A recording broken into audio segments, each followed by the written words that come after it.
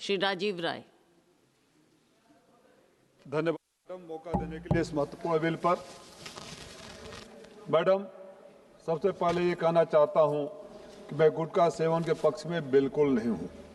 महात्मा गांधी ने कहा था कि नशे की कोई भी चीज मन शरीर दोनों को नुकसान पहुंचाती है, इंसान को सोचने समझने की शक्ति को कम करती है और उसके अंतरात्मा को भी कमजोर कर देती है। इस बात से मैं पूरी तरह सहमत हूं और शायद यही वजह है कि मैंने भी अपनी व्यक्तिगत जिंदगी में आज तक शराब, सिगरेट, पान, गुटखा का सेवन नहीं किया। इसे थोड़ी जोर से बोल सकता हूं कि आगे वाली लाइन क्या है।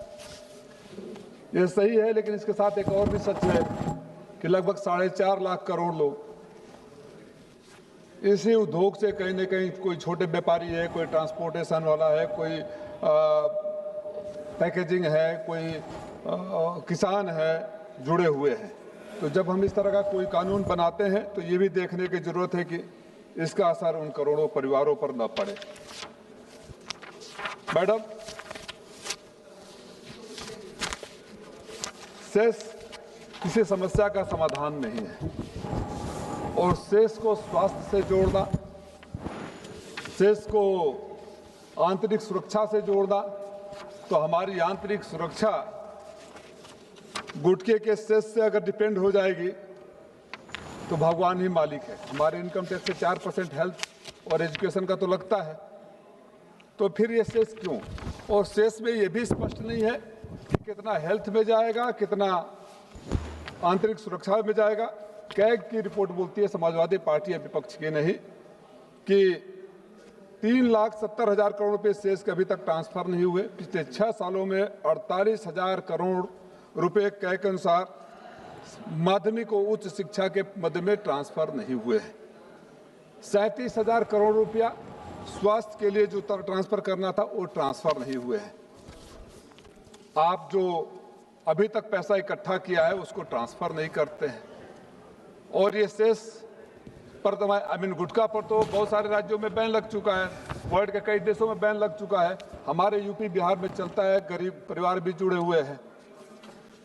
और अगर आप बड़ी ईमानदारी से स्वास्थ्य को मजबूत करना चाहते हैं तो मैडम, मैं आपसे निवेदन करूंगा, बोलने से पहले हमारे पूर्वांचल के ही माननीय सांसद जी चेयर पर थे, पूर्वांचल की मंत्री जी भी बैठी हुई थी, तो मुझे लगा कि जो बोलने जाऊंगा उन बातों से वो भी सहमत होंगी, लेकिन शायद वो अपने अंतरात्मा को बोझ तले दबा नहीं सकते, सच सुन नहीं सकते, आईना देख नहीं सकते, इसलिए उठ कर चले गए। किसी ने कहा है कि जाने क्यों जो बड़े अहम होते हैं वो बड़े बेरहम होते हैं। वो बड़ी बेरहमी से उठ के चले गए। अगर कुछ रहते तो हाँ में हाँ बोलना पड़ता। स्वास्थ्य का हाल ये है कि पूर्वांचल के खास तौर से जिस हम इलाके से आते हैं, आप स्वास्थ्य सुरक्षा की बात करते हैं, आयुष्मान कार्ड मैं कई बार बोल चुका, जिन परिवारों में 6 लोग से कम है उनका आयुष्मान कार्ड नहीं बनता है। 5 लाख रुपया तक उसका लिमिट है।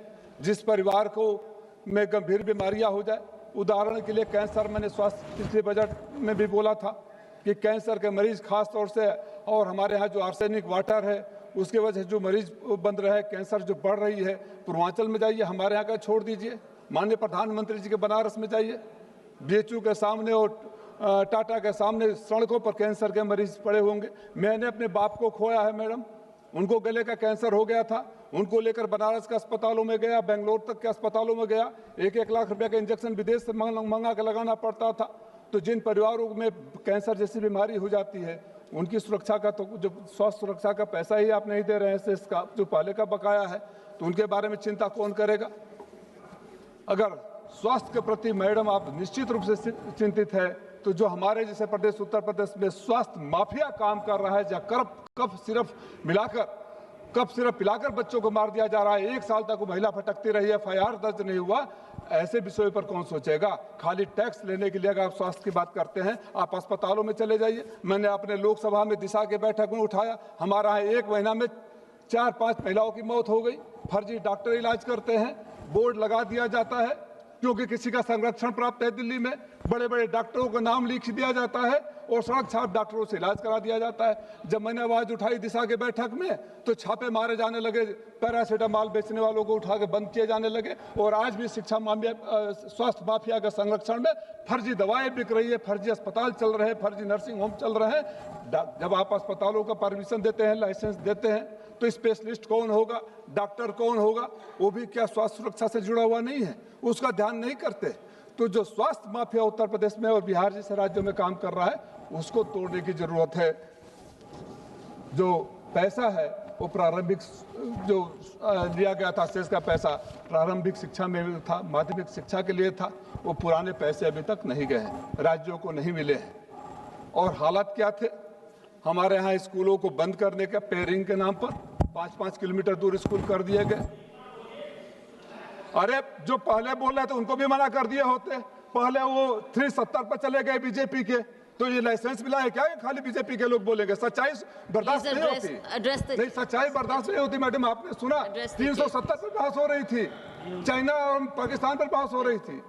इसलिए आईना दिखाता हूं तो इनको झेल नहीं पाएंगे। आईना ये है कि माफिया काम कर रहा है, सत्ता के संरक्षण में काम कर रहा है, सरकार के संरक्षण में काम कर रहा है, पैसा नीचे से ऊपर पहुंचता है। और यकीन ना हो तो मैं चुनौती देता हूं माननीय मंत्री जी को, चलिए हमारे साथ बनारस प्रधानमंत्री के इलाके में देखिए, आप आंतरिक सुरक्षा को उससे जोड़ रहे हैं,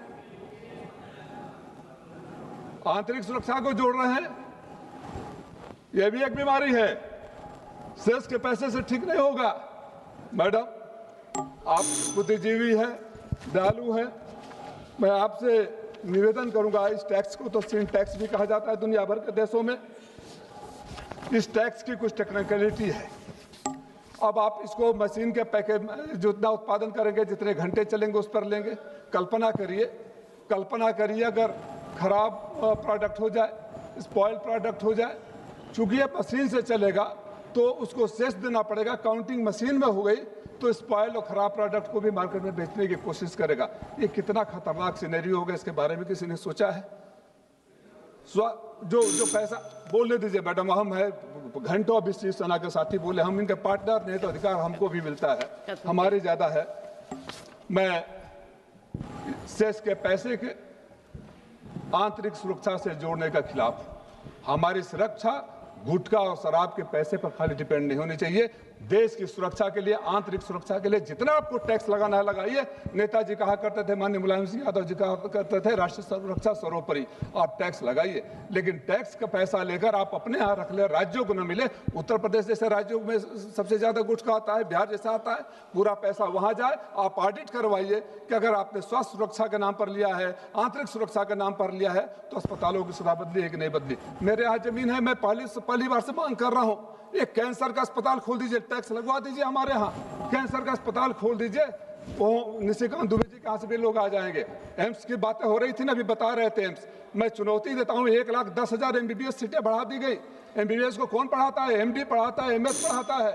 आपने फैकल्टी नहीं बढ़ा दिए। प्रधानमंत्री जी से फीता कटवा देते हैं, प्रधानमंत्री जी से उद्घाटन करवा देते हैं, जाइए तो कमरे में दरवाजे तक नहीं, डॉक्टर की बात तो दूर है। मैंने और तो और मैडम, हालत उस हद तक चला गया है कि जो सदन में सवाल उठते हैं, जो मैं आपको सबूतों के साथ दूंगा, जो जीरो आवर में सवाल उठते हैं, उसके फर्जी जवाब दिए जाते हैं। उसके तथ्य है, मैं उसको अलग से प्रिविलेज मोशन में लाऊंगा कि जो वहाँ डॉक्टर नहीं वहाँ के भी डॉक्टर लिख देते हैं। अतः मैं आपसे अनुरोध करता हूँ, कंक्लूड कर रहा हूँ कि उत्तर प्रदेश जैसे राज्य में जहाँ कफ सिरप को सत्ता से संरक्षण मिलता है, उसको तोड़िए। जहाँ चिकित्सा माफिया है उसको तोड़िए। जो फर्जी डॉक्टर्स के नाम पर पैसे लेकर अस्पताल चलवाया जाता है उसको तोड़िए, तब स्वास्थ्य सुरक्षा होगी। गुटखे के पैसे से स्वास्थ्य सुरक्षा आप नहीं कर पाएंगे। जब देश का स्वास्थ्य ठीक नहीं रहेगा तो आंतरिक सुरक्षा ऐसे ही खत्म हो जाएगी। धन्यवाद, आपने बोलने का मौका दिया।